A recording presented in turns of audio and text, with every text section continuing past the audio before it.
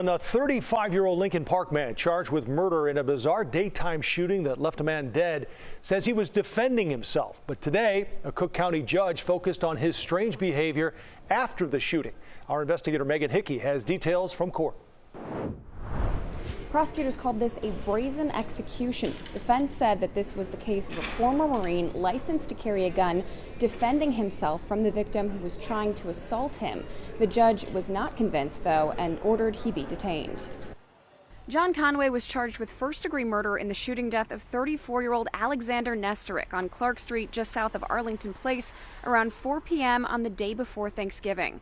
Prosecutors said that earlier that morning, Nestorick was kicking cars in traffic and yelling obscene language. Police had to remove him from the scene, but that afternoon he came back and started harassing people on the sidewalk and businesses.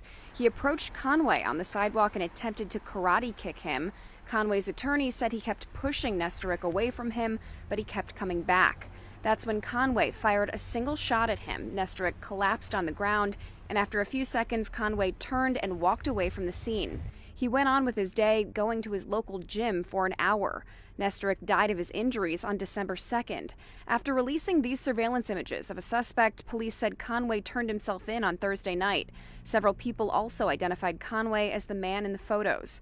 Upon execution of a search warrant of his nearby home, police found many more weapons, including a sniper-type rifle with a scope, ballistic armor, and night vision equipment. They also recovered a map of the neighborhood with X's marking certain locations, including colleges.